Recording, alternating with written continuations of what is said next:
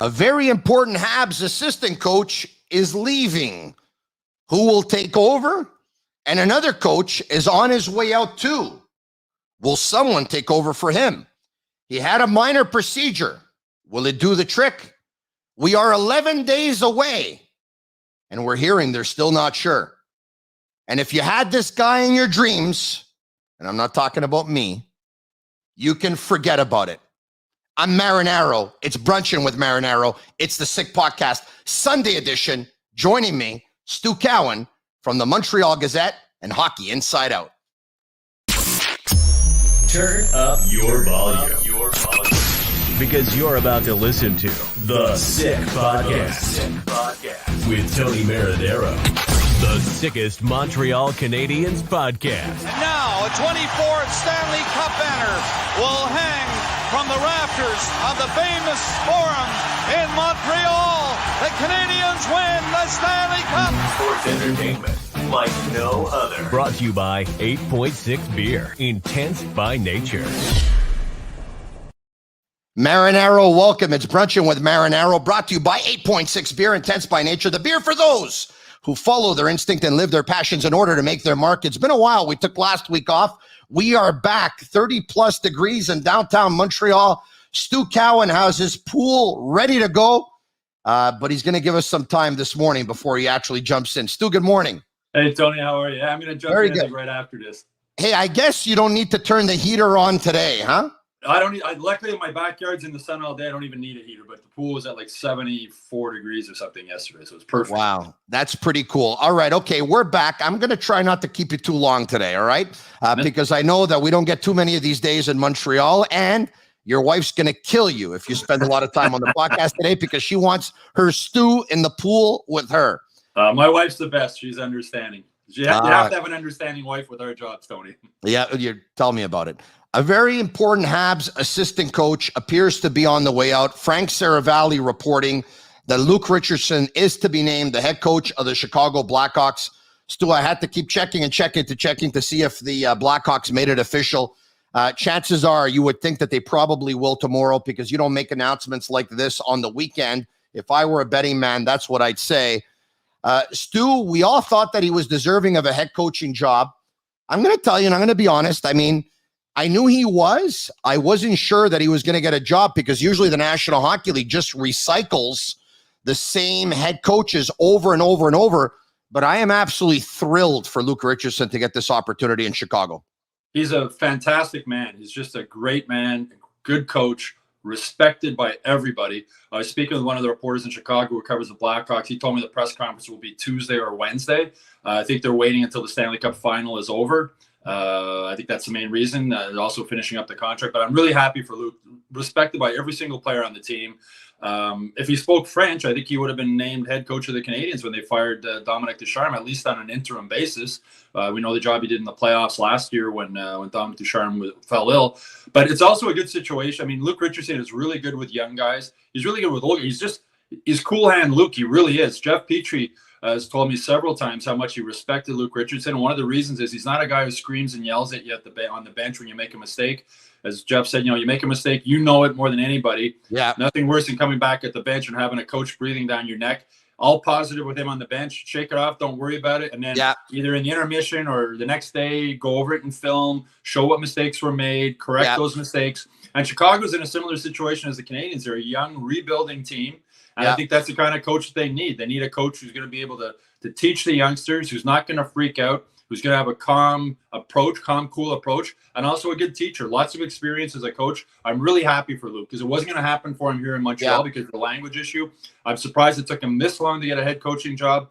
But I think for the Blackhawks, with all the mess they went through with the Kyle Beach situation and everything else this season, if you're looking to have a fresh start with a good man behind the bench, I don't think you can get a better pick than Luke Richardson. My God, they just went from an organization that did a lot of unethical things to probably hiring the most ethical guy in all of hockey. Luke Richardson is as straight as they come, and the players love him. Corey Perry was asked about him, and he said, you know what a respected man, what a competent man, and so happy for him. Remember Ben Sherratt, when he was here, said at the time, the players they'll go through a wall for Luke Richardson. And I have to tell you, Stu, you know, it's a common reflex when a head coach isn't there, if the assistant takes over, to think that there might be a little bit of a drop off because, you know what, the coach could be a little bit rusty. Maybe he might want to tweak something or two and stuff like that. Maybe he might not be as fast with some of his decisions.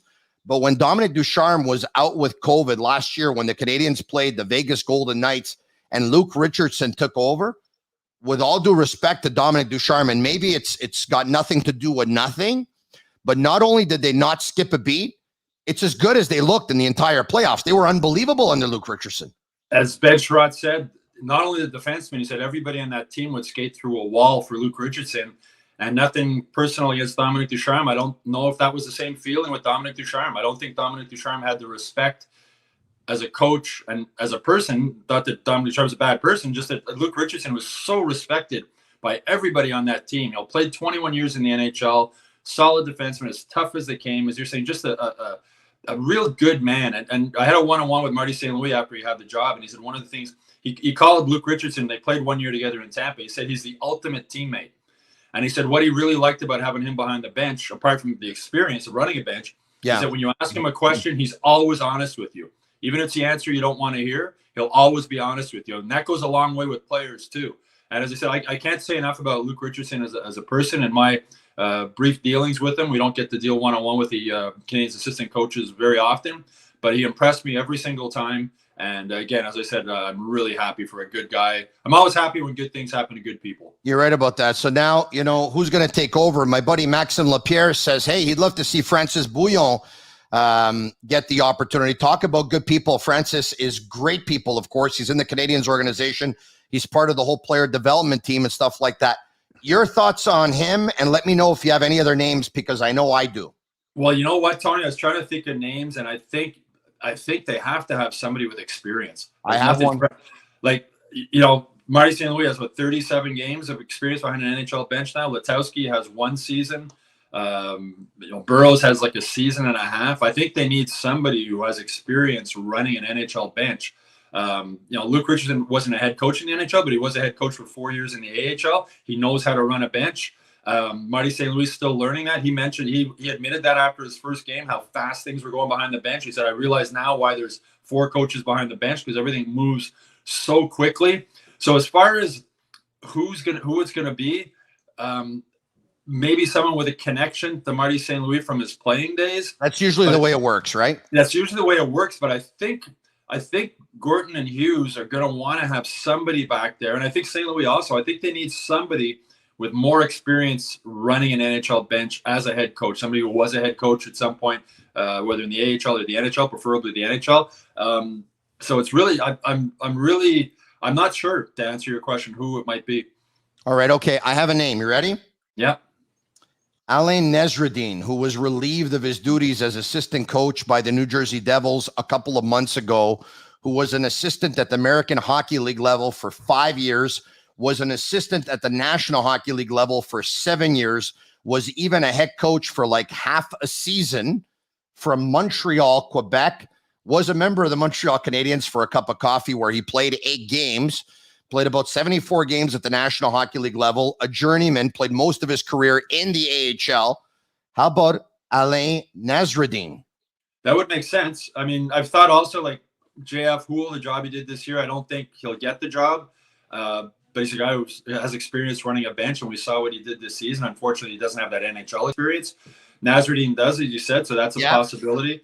You know, if they're looking former Canadiens route, you know, Mark Recchi's a guy, but they're looking for somebody to work with the defense also, right? Yeah. You know, Rod Ramage is with the team, former defenseman, but again, you know, the coaching experience. So I really don't know at this point who. I need to go back and look at who some of St. Louis' former teammates were and guys with coaching experience. A lot might depend on what coaching changes are made after the season's over. Who else becomes available? You know, so at this point, I really don't know. Stu, I'm going to tell you this right now. If Nasreddine is one guy whose name they have circled on a piece of paper, they better get it done right away, because I know he's been out of a job for like, you know, when they made I don't know if it was a month and a half ago or 2 months ago, whatever it was. But I'm going to tell you right now, this guy's not going to be out of a job much longer. And I'm willing to bet right now that if they don't hire him as an assistant coach, he'll be signed by another team in the next 2 or 3 weeks. I'd be willing to bet on that. Now, well, another name, Tony, just interrupt. Another name I've seen on Twitter people are throwing out is Larry Robinson. It's not going to happen. Larry's coaching days are done. He can't do the travel anymore. He's not interested. He probably would be interested in being a consultant if the Canadians wanted to take that route, but he's not going to come back and be an assistant coach. Larry Robinson, I think, he's ready to hang him up. What I would do is I would make Larry an ambassador. Who better to take over for Guy Lafleur, of course, who unfortunately left us, then Larry Robinson, and you have a guy like Larry around, and you make Larry do what he did with St. Louis and what he did with San Jose prior to that, right? Mm-hmm. Travel, maybe once a month for spend 4 or 5 days with the team, come around the defenseman, take them for a cup of coffee, have a chat, maybe go on the ice for 30 minutes, go in the video room for about 30 minutes, just be able to pick Larry's brain, Larry be able to give them advice. I think it would be the best role for Larry, the role of a consultant / ambassador. But I was thinking about something, Stu. When they hired Marty St. Louis, they really were thinking outside the box, right? They hired a guy who didn't have a lot of coaching experience, but a guy who had a really bright mind, a really great hockey mind, an open mind, a modern day thinker, a guy who wanted to instill certain concepts and maybe get away from certain systems, a guy that was going to give them some freedom to play.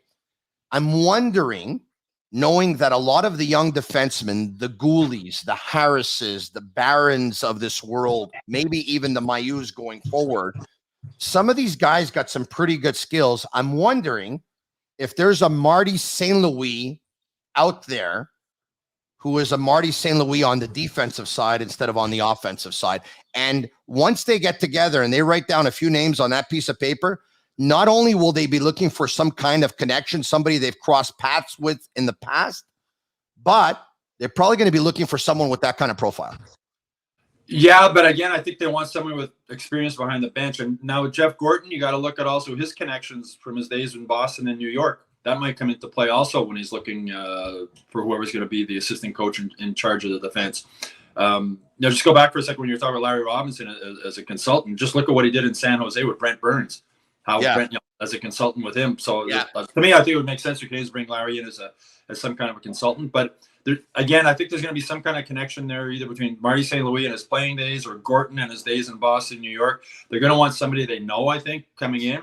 And again, I think they're going to want somebody who has experience running an NHL bench. Yeah, I think it's the great Elliot Friedman who's reporting that another coach could be on his way out too. And it looks like Sean Burke, who was in charge of the goaltending department for the Montreal Canadiens with Eric Raymond underneath him as the goalie coach for Carey Price and Samuel Montembeault and Jake Allen, and the list goes on and on. It looks like he's on his way to Vegas to take on a similar role. His contract was up at the end of the year, so I think it's more a question of his contract's up. The Canadiens probably weren't interested in bringing him back, and Vegas said, we'll take you on.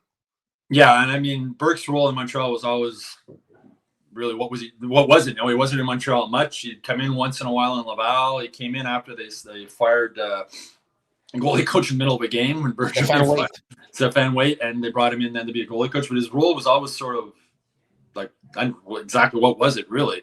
Yeah. So that's not a surprise that he's gone. Marty St. Louis said after the season, he wasn't looking at any coaching changes, didn't want to make any changes to his staff. But Eric Raymond, I wonder if there might be a new goalie coach for next season, because it's going to have to be somebody who Jake Allen and Carey Price, if he comes back, want to work with and are comfortable working with. And Eric Raymond was a hire because of his connection to Dominic Ducharme. So that's one position I wonder if there might be a change before the season starts. I've always thought that, if you want to win the Stanley Cup, you have to have the best people at every position, right? And there's no salary cap on management team, and there's no words out of my mouth on coaches, right? One of the best in the game, if not the best right now. You know who that is? Well, he's a guy from the province of Quebec as well. He's Franz Jean of the Tampa Bay Lightning, who's been working with Vasilevsky. Now, if you're working with Vasilevsky and you're living in Tampa, chances are you don't want to come to Montreal and work with, the guys that you're going to work with at this stage of their careers, with all due respect to them, okay? But if Franz Jean would ever want to come home, this guy is among the best, if not the best of the best in the National Hockey League for goalie coaches. And As far as Marc Bergevin relieving Stéphane Waite of his duties, he told him, I can't wait any longer.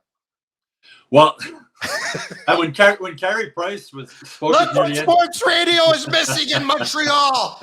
I was the man. You know it. They know it. I know it. Everyone knows it.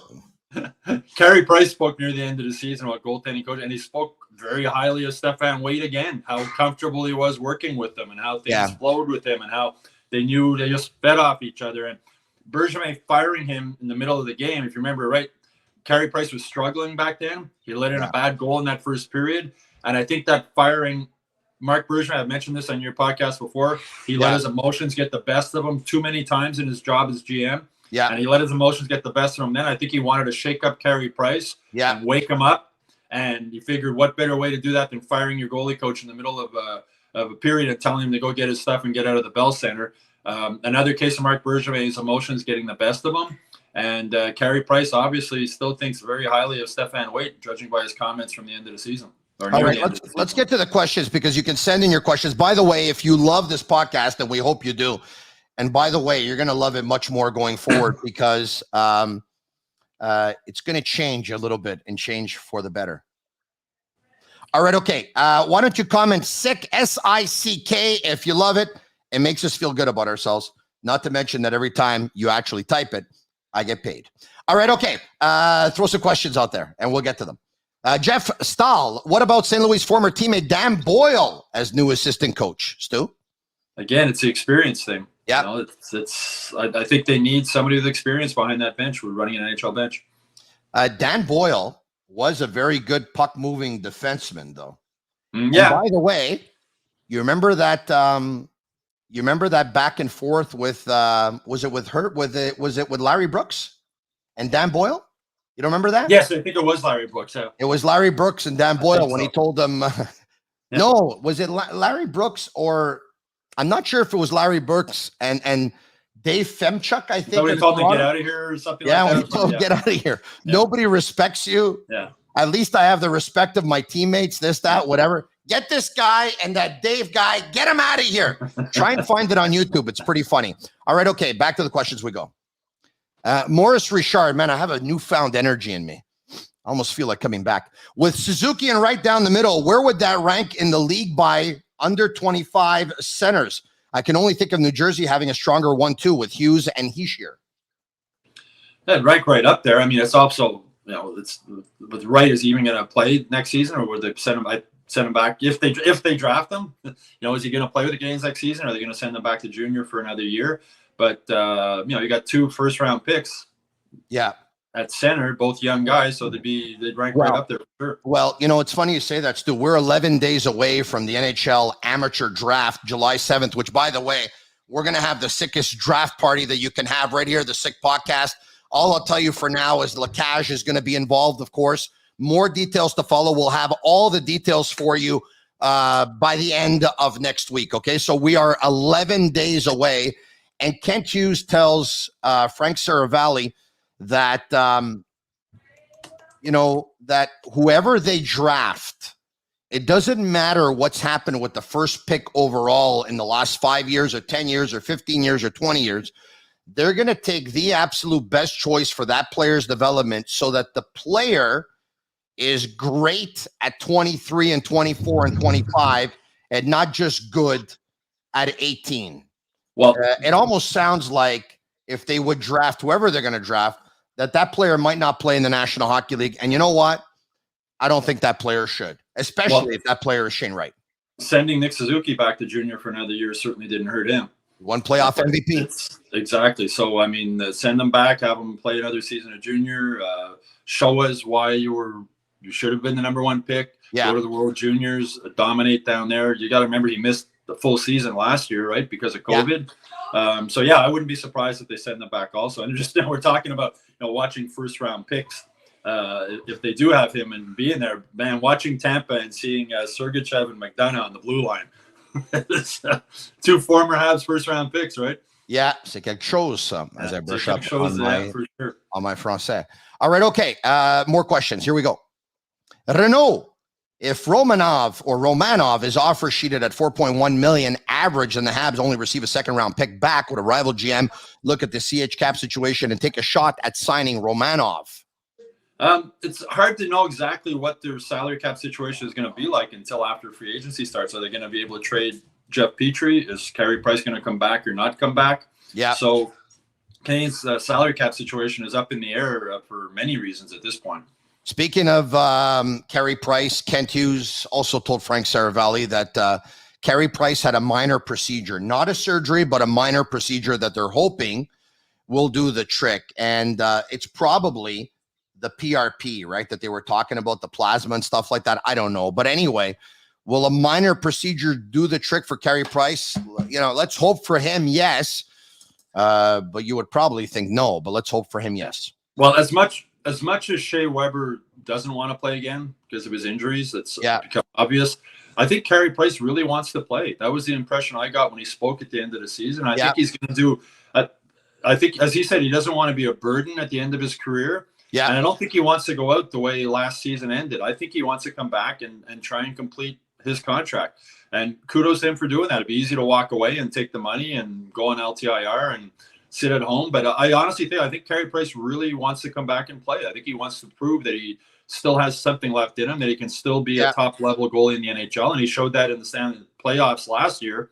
But I think he really wants to come back and play. I don't think he's looking to just say, okay, I'm done. I'm going to go back home and join Shea Weber in Kelowna or wherever they are and pack it in. I think he really wants to play. Speaking of coming back to play, if you dreamt of Patrice Bergeron, you could forget about it, because reports out of Boston have Bergeron signing a 1-year deal with the Boston Bruins in what you would think will be the final year of his National Hockey League career. I mean, that's what you would think, right? Because if he wanted to play longer, he'd obviously sign for a couple of years. But Bergeron, according to reports, set to sign a 1-year deal. So if you had Patrice Bergeron in your dreams becoming a Montreal Canadian because of his connection with Kent Hughes, and Kent used to be his former agent, you can probably forget about that. Back to the questions we go. Well, former agent plus neighbor in Boston. They live right near each other. They're good friends. Their families are friends. But for Bergeron, you know, he's a guy, I think his family's comfortable in Boston. He's comfortable in Boston. I think the Bruins would like to see him retire as a Bruin. And it's not surprising that he would be close to signing a 1-year deal to wrap up his career there. I know how it feels. I'm not moving out of Villa Sal either. All right, okay. I'm going to keep Stu for. Aren't you the mayor of Villa Sal yet, Tony? What's going on there? You got to be mayor. Yeah, no, probably not. I don't even think I'd win councillor in LaSalle, but I bet you if I'd run for councillor anywhere else than LaSalle, I'd win. But in LaSalle, I'm not so sure. But who knows? Right now, I'm busy with the Sick Podcast. Michael S. says, what are the Habs? What are the odds, pardon me, that the Habs pick Slavkovsky? Stu, they're 11 days away. And people close to the situation are saying where they may have been probably, put it this way, based on what we're hearing, the Canadians probably are less sure now that Wright's their pick than they probably were 3 months ago. So that's quite possible. Slavkovsky is gaining, you know. Yeah, I mean, there's two ways they look at it, right? With Shane Wright, a centerman, right? There's a premium on being a centerman. A winger. The other guy's a winger who can maybe play with Caulfield and Suzuki. But, you know, again, just draft the best player available, whoever they think it is. I still think it's going to be Shane Wright. But we won't know until Kent Hughes steps up on the stage. So do I. Center. Yeah, so do I, Stu. And, you know, Slavkovsky, some think that he's still going to grow and he can actually probably hit about 6'7". I don't know about you, but there aren't too many 6'7" wingers in the history of the National Hockey League that went on to have a great career. If you're a defenseman and you know what, you have the size of a Victor Hedman / Zdeno Chara or a hybrid between the two, there's a chance you could have a pretty amazing career. But as a winger, I'm not so sure. All right. And it's still like whoever they draft, it's a crapshoot. I mean, remember Fernale Yakupov? Yeah. That didn't work out so well. It's these kids are 18 years old, and you know what happens in the future. The thing with Shane Wright, here's a kid, 15 years old, granted exceptional status to play. He's all the 200-foot game, smart player, knows the game, knows everything. Just a smart, intelligent, talented hockey player. So that's why I think he's going to be their guy, but we'll find out on July 7th. Make a trade with the New Jersey Devils for the second pick overall. This way you can draft Wright and Slavkovsky, and then no one can come back and say anything, because if they don't pan out, those are the two guys that everyone would have taken anyway. All right, back to the questions. Mark C. Sick. I still think having a legitimate NHL point producer like Dadonov on a line with Suzuki and Caulfield for half a season will be good. Do you think they trade him before the season or at the deadline? Listen, unless somebody comes, I wouldn't be surprised if the Hoffmans, the Drew Waynes, the Dadonovs of this world are traded at the deadline, because that's when you probably can get the most, because you'll have paid most of their salary by then. Teams will be on the hook for less of it. And I think that's probably where you end up getting the most value. Not to mention you can have some kind of an auction with the other teams and stuff like that. And if they do put Dadonov with the two young guys, Caulfield and Suzuki, and it goes really well, then you have two options, right? Either this guy, this really works, let's keep this guy, or his value is now skyrocketing and let's deal him. So it could be a win-win situation for the Canadiens in that case. Back to the questions we go. Would Mr. Molson be comfortable in holding half of defenseman Petrie's salary and exchanging him to New Jersey for the second overall pick? Of course you do that. Jeff Petrie is going to be 35 years old in December. If I trade him to New Jersey and I pay half his salary and they give me the second pick, I'd be more than happy to do that. You're going to have to do a lot more than that. Yeah, New Jersey's not going to make that trade, I don't think. But I think the Canadiens will be able to trade Jeff Petrie without having to eat any of his contract. Yeah, you're probably going to have to do that and throw in some cookies as well. There you go. Look at those, huh? I think GMs around the league realize. Bull.events MTL. Thank you for that. It was personally delivered this morning. Great for my diet. All right, okay, where are we going? Rico Zilla. Hey, Tony and Stu, I was wondering which three prospects are you guys most excited to see at the development camp? Thank you. Well, the main guy for me is Goulet. Yeah, 100%. I mean, 100%. He almost made the team last year.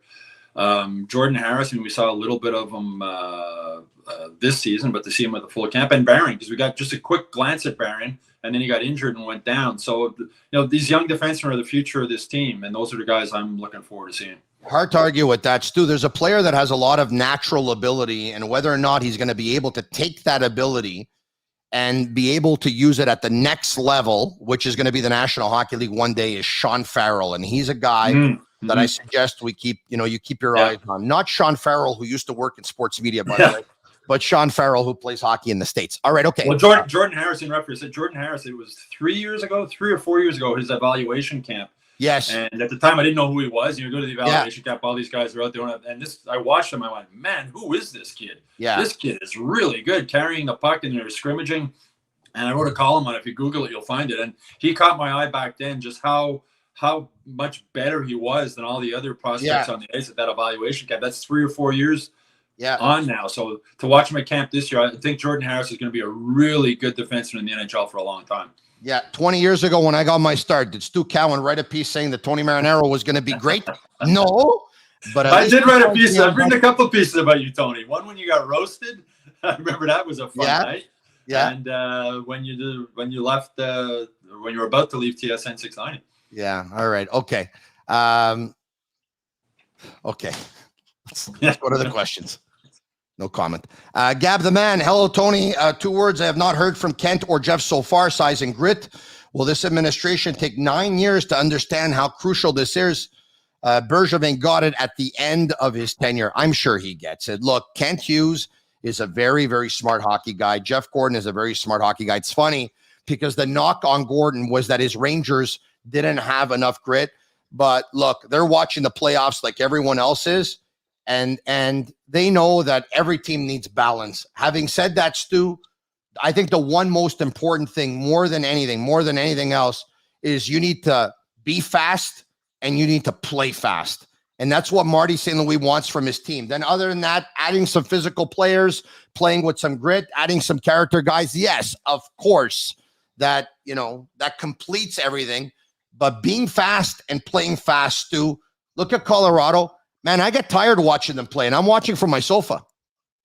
But playing fast and playing aggressive and playing tough, which isn't fight. Like I watched Steven Stamkos in these playoffs. Yeah. Has anybody blocked more shots than him? Like I need to look He's at a the stats. great captain. He's a great He is captain. unbelievable what this guy does. You watch what Tampa Bay does. Every single player gives everything they have every shift. That's why they win. And when Marty St. Louis took over last season, the Canadians went from a team who gave up as soon as things went bad. They're down 2-0. Game over. Remember, Montembeault got ran. Was it against New Jersey? Yeah. When they were losing. Yeah. Let's not do anything. That changed pretty quick when Marty St. Louis took over. This was a team that didn't give up anymore. This is a team that, and it goes back to what we were saying earlier. We're talking about players would skate through a wall for Luke Richardson. Maybe not so much for Dominic Ducharme. I think the Canadian Spurs will skate through a wall for Marty St. Louis. The Lightning players will do it for John Cooper. That goes a long way. That's how you win. That's why Tampa Bay just won't go down, right? Yeah. You think they're down 2-0. Oh, it's over. They're down 3. Oh, it's over. They never give up. They never, ever, ever give up. And the Canadians started down that path last season. Laval Rocket, same thing this season in the playoffs. They looked like they were down and out. They fought back. So that's play fast, play quick, but just that never give up attitude and that willingness to block shots and do all the other things. And Steven Stamkos, one of the best players in the NHL, does everything on the ice. Yeah, doesn't just score. It's fun to watch. Once again, if you want to send a message, if you love the podcast, comment SICK, SICK, and this way we can feel the love. Stu, I know it's not a popular thing to say, but I'm going to say it anyway. A lot of Montreal Canadiens fans probably have a dislike for the Tampa Bay Lightning because they were, quote unquote, over the cap last year in the playoffs, and the Lightning beat the Montreal Canadiens. I'm not going to lie to you. I love the Tampa Bay Lightning. I just find it hard not to cheer for them. I love Julien Brisebois. I love Matthew Darche. I actually love John Cooper. I love Franz Jean. I love Steven Stamkos. I love Braden Point. I love Nikita Kucherov. I love Victor Hedman. I love Andrei Vasilevsky. I love Anthony Cirelli. I love Alex Killorn. West Island boy. Yes. I love Sergachev. I love the Tampa Bay Lightning. And you know what? If Colorado wins, I'll be happy for them because so many players, they'll win their first cup, right? And Tampa Bay's got 2 in the last 2 years. But if Tampa Bay comes back and wins game 6 again and game 7, you know what? Like, I'm going to be okay. Like, I think it's amazing. Even if they lose, I think they're a dynasty. I personally, I don't have a favorite team, but I'd like to see Tampa win again.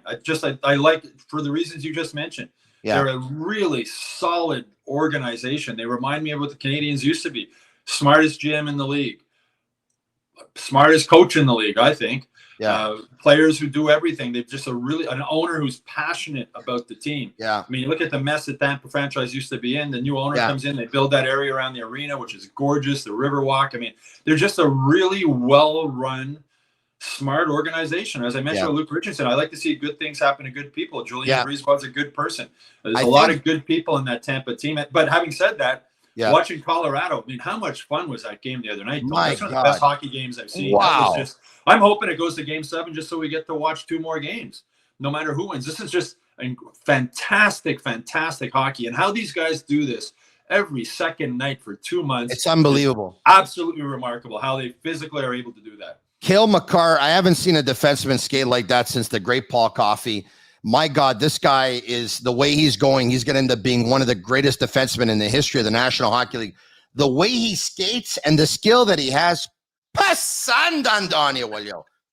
Bobby Orr was one of my heroes as a kid. And I'm old enough to remember watching Bobby Orr play. Yeah. And Cale Makar reminds me of Bobby Orr. And even Wayne Gretzky said that recently. He's just the way he skates, the way he rushes, the way he never gets tired. He's up, he's back, he's down. He's only going to get better at his age. I mean, what we're talking about with the draft. Number 4 overall pick. Colorado lost the draft lottery that year and ended up with Cale Makar. As I said, it's a crapshoot. Cale Makar is probably the best player coming out of that draft. And what a series this has been to watch. I mean, from watching Steven Stamkos blocking shots to watching the goalie. It's just been Cale Makar and Nathan McKinnon and Arturi Lehkonen. I mean, Arturi Lehkonen is a great fit on that team. What a great fit on that Colorado team. A team with all the skill in the world to throw a little grit and a little hard work in there with Lehkonen. He's been a really good fit too. So, I mean, if Colorado wins, I'd be happy to see Lehkonen get the cup. If Tampa wins, Corey Perry, I'd be happy to see Corey Perry get a cup. But right now, I'm just hoping it goes to game 7 so we get to watch 2 more games. I know Arturi in the past has been on the opposite end of some jokes because sometimes he had like 8 million scoring chances and he couldn't buy a goal. But Arturi Lehkonen has always been just a good, solid reliable, responsible player, a coach's dream, a player that doesn't hurt you. And now he's surrounded by a team that has more talent and has more ability to put the puck in the net. So if he doesn't put the puck in the net, it doesn't matter, because there's so many other guys that are. Unfortunately, when he played for the Canadiens, there were a lot of guys that couldn't put the puck in the net. So when he was getting chances and he didn't do it, a lot of the blame went on him and a lot of pressure went on him. And it shouldn't be his job, because he's not that kind of player, but he's just an all-round good player. And he creates so many scoring opportunities just with he's so tenacious and he's so aggressive on the forecheck. And man, Colorado's using him on the power play. They got him out there in the bumper spot on the power play, and he's a good guy to have in that position, because one of the things I admire most about Terry Lehkonen, you see him in the locker room, he's not a big guy. Like, he's not physically, he's not ripped with muscle or nothing. Paul Byron's a little guy, but he's ripped. Brendan Gallagher's a little guy, but he's Lehkonen's just a little skinny guy, but he's fearless. And I'm watching him on the power play in that bumper position, and he plays it well. He plays it really well. You know where these are? They're under my desk, and they're always there. No, for Lehkonen, like, again, there's a lot. There's so much to like about this series. You know why I have this in my podcast room? You know why I have this in my podcast room? Why? Just in case there's a mouse while I'm doing the show. It's a true story. I swear to you, it's a true story. I was doing a show at one point, and it wasn't podcast, it was radio.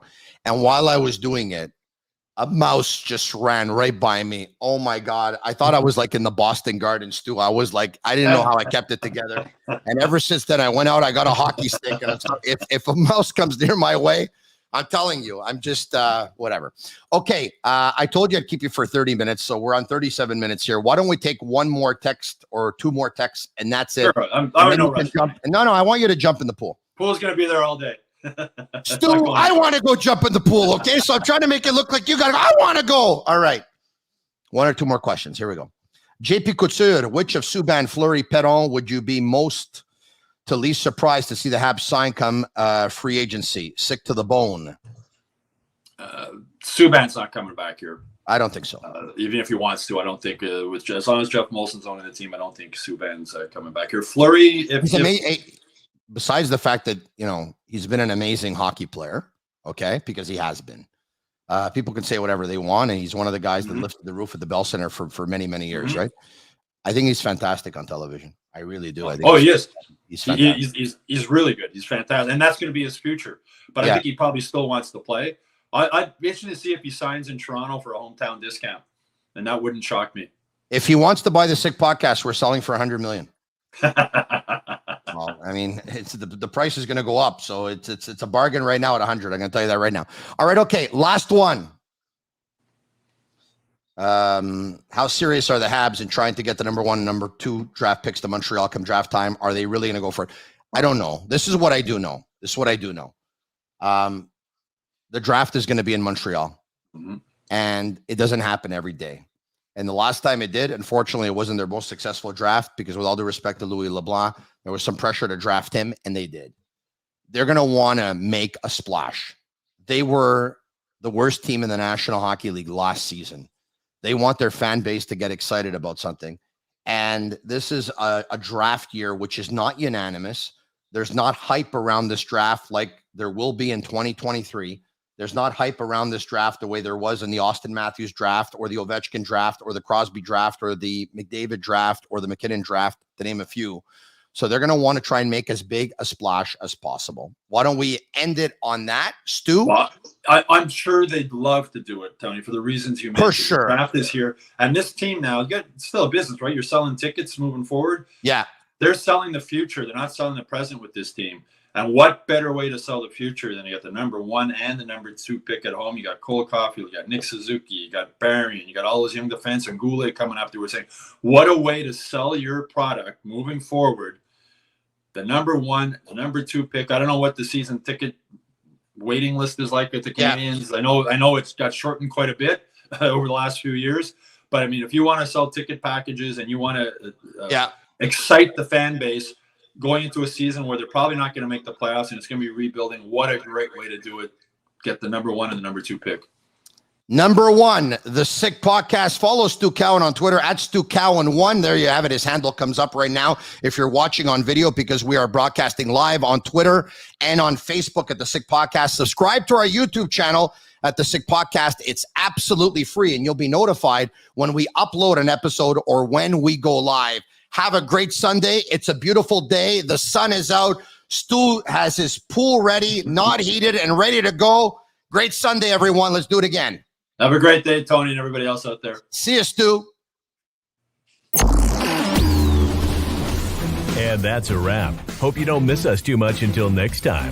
Follow the Sick Podcast with Tony Marinaro on YouTube, Instagram, Facebook, Google Play, and Apple Podcasts. The Sick Podcast is brought to you by 8.6, Intense by Nature.